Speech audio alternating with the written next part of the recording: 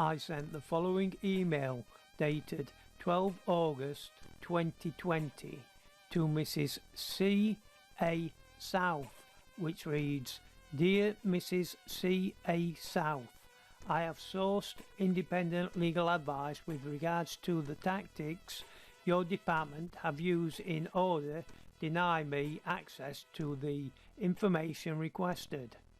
I have been advised that everyone in your department involved in concealing and hiding the information has breached Section 77 of the Freedom of Information Act 2000. https://www.legislation.gov.uk/UKPGA/section/77. This is the final time that I am requesting the information in the format in my original paper application, including the audio. If this is not resolved in a timely manner to my satisfaction, then I will have no alternative but to escalate this matter to the Information Commissioner's Office, ICO. The last communication I received from you was the 24 July 2020, 15:26, which is nearly 3 weeks ago. I don't know what your idea of due course is, but considering you already have all the information requested, it must be sometime never. Kind regards, Martin Glasgow.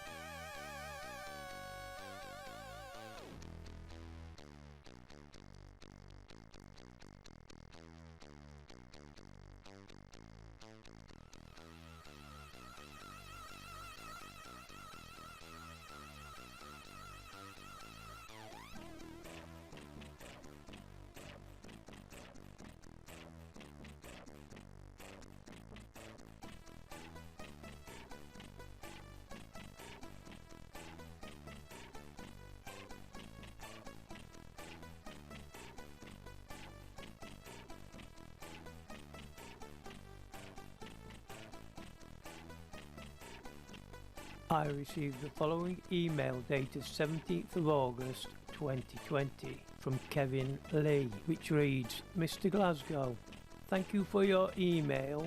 I read the above. As the individual with overall responsibility for the actions of the team, I have taken the opportunity to discuss the issues with staff and offer the following observations. Your initial request dated 19th of February asked for the following. I am sure that you also have a copy.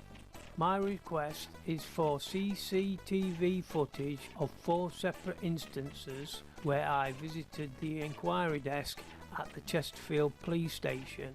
My first visit was on 03/02/2020 with 5 attendances to the inquiry desk and the seated area, including the initial inquiry which took place approximately between 12:50 p.m. and 14:40 p.m. My second visit was on the 10/2/2020 with I don't know how many times to and fro from the inquiry desk, which took place approximately between 12:55 p.m. and 13:30 p.m. My third visit was on the 11/2/2020 with 1 attendance at the inquiry desk, which took place approximately between 15:00 p.m. and 15:05 p.m. My fourth visit was on the 17/2/2020 with 2 attendances to the inquiry desk, including the initial inquiry which took place approximately between 15:25 p.m. and 16:05 p.m.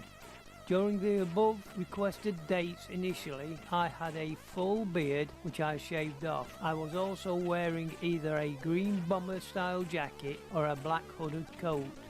At all times but one, I had a NI patrol pack and a Nike baseball cap.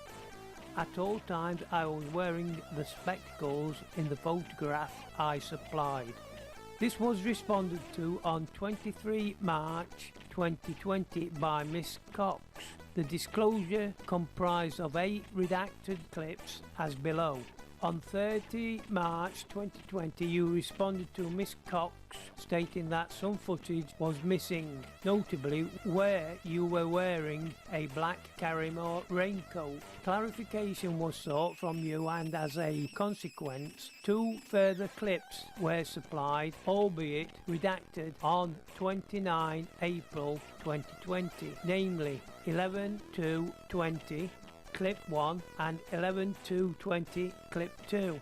In this respect, I am of the view that all CCTV clips held RE you have been disclosed as requested.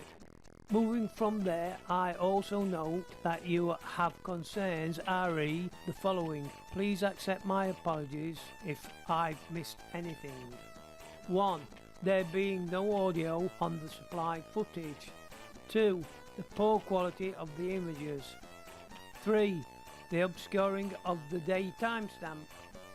4. The obscuring of individuals within the inquiry office.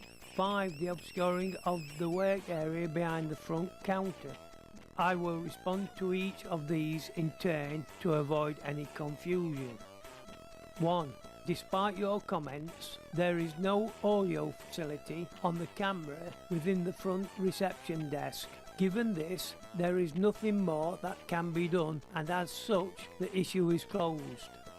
2. The quality of the CCTV is, as you state, poor, and I have raised this with the respective manager. However, this is down to the quality of the camera and nothing my staff has done to the footage. Whilst there may be systems in the public domain that can improve the quality, we cannot with the technology we hold, and this was the reason footage RE 11 February wasn't initially disclosed pending further descriptive clarification from you. Given these factors, the issue is closed. 3. In providing a response to this, I will also cover points 4 and 5. The provisions of the Data Protection Act state that you are allowed disclosure of personal data held by an organisation. In this instance, the constabulary in a permanent format. This is, as I am sure you're aware from external legal advice, no provision for the supply of third-party data. Given the public nature of the inquiry office, individuals, be they members of public or staff, use it frequently and expect a degree of privacy. Consequently, and in order to comply with our responsibilities under the DPA, your CCTV clips, once identified, were redacted accordingly with the tools available to us. Having reviewed the 10 clips, I note that 3 have no redactions, while 7 have some in part inclusively at some point of the date time stamp. Accepting this in an attempt to respond positively to your criticisms, Miss Cox supplied you with relevant times for all the clips supplied as shown below. The issue of public expectation RE privacy in a public place is relevant, and I note that you have, within your second request, supplied 2 documents concerning ostensibly members of the public and the media not having to have a permit to film or photography in said places. However, whilst an interesting read, they are not particularly relevant to this scenario, given that we, the constabulary, unlike them, have to adhere to the provisions of the Data Protection Act. As a consequence, redactions, where appropriate, have taken place to prevent any individuals being identified. Whilst acknowledging that a police station is per se a public place, additional consideration has to be given to any such disclosure, a fact duly recognised by the Information Commissioner. The rationale for this is twofold. Firstly, even poor quality CCTV can be enhanced by software available in the public-private domain. And secondly, whilst I realise under the DPA provisions is intended for the applicant only once released, the constabulary loses all control with the individual being able to post the footage in any forum on any social media platform they wish. There is a legitimate expectation from individuals that if attending a public station, their images will not be made public. Also take cognizance of your email dated 12 August 2020, reference of independent legal advice, re a possible section 77 breach. Whilst unsure of the standing of your advisors, I am more than confident that the overall level of disclosure and accompanying rationale, in my opinion, more than negates this somewhat speculative assertion. I am sorry that you feel we have not performed to our usual high standard and that you have not received all asked for as asked. Clearly on this occasion I am sorry to say that we will be unable to resolve the issue to your satisfaction and would advise that you contact the ICO at your convenience. Yours sincerely, Kevin Lee.